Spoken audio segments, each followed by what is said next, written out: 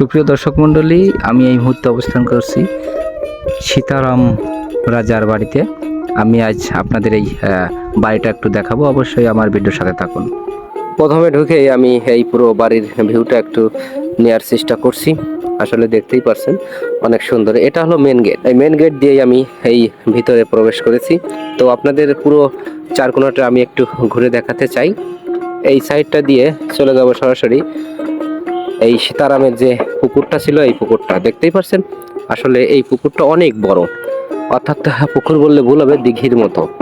তো আস্তে আস্তে আমি পুরো চারকোনাটা একটু আপনাদের ঘুরে দেখাচ্ছি। অবশ্যই আমার ভিডিওর সাথে থাকুন। আমি এখন অবস্থান করছি একেবারে সেই সীতারাম রাজার বাড়ির মাঝখানটায়, দেখতেই পাচ্ছেন। আসলে অনেক সুন্দর। এখানে হাজার হাজার বছর ধরে পড়ে আছে এই বাড়িটি।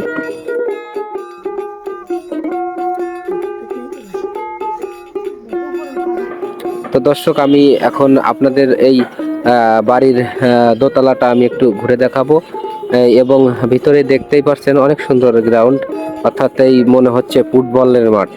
তো আমার কাছে পার্সোনালি অনেক ভালো লেগেছে। এখন আপনাদের সরাসরি নিয়ে যাব দোতলায়। দোতলায় যে আপনাদের ভিউটা দেখাবো, অবশ্যই আমার সাথে থাকুন। তো এখন আমি সিঁড়ি দিয়ে উঠবো। আসলে এই সিঁড়ি দিয়ে দুইজন ওঠা সম্ভব না, অর্থাৎ একজন একজন করেই যেতে হবে। তো দেখতেই পাচ্ছেন আমি ফাইনালি উপরে চলে এসেছি। এই উপরের ভিউটা আপনাদের আমি একটু দেখাবো। ওয়াও, কি সুন্দর! আসলে উপরে আমি না আসলে বুঝতেই পারতাম না এই ভিউটা এত সুন্দর হয়। তো আমি একটু এই আপনাদের ভিউটা দেখানোর চেষ্টা করছি, দেখতেই পাচ্ছেন।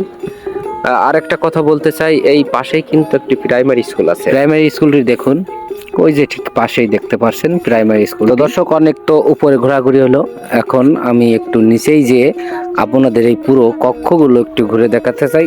অবশ্যই আমার ভিডিওর সাথে থাকুন।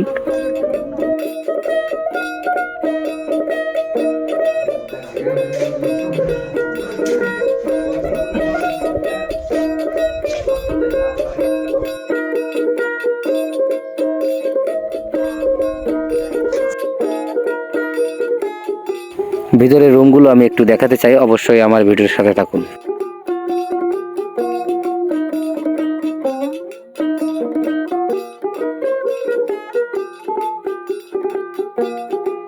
দর্শক, আপনাদের আরেকটি কথা জানিয়ে দিতে চাই, সেটা হলো আমি ওখানকার কিছু স্থানীয় লোকের কাছে শুনেছি এই রাজা খুব অত্যাচারী ছিল।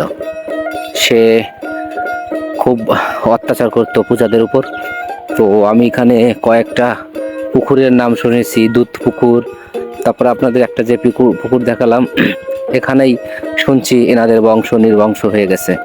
তো আসলে কতটুকু সত্য আমি এটা জানি না, লোকের মুখ থেকে শোনা।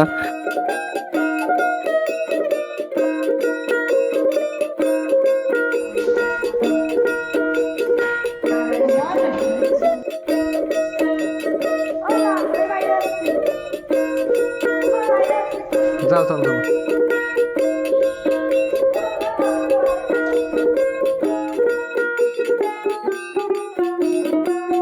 এবং আমি ইউটিউব ঘেটেও দেখেছি, অনেকেই এই কথাটাই বলেছে, রাজা সীতারাম অনেক অত্যাচারী ছিল। তো দর্শক, আজ এ পর্যন্তই।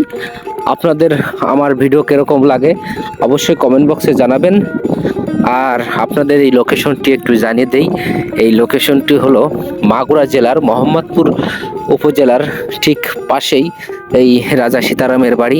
যারা ঘুরতে চান অবশ্যই চলে আসবেন, ভালো লাগবে। ধন্যবাদ, সবাই ভালো থাকবেন।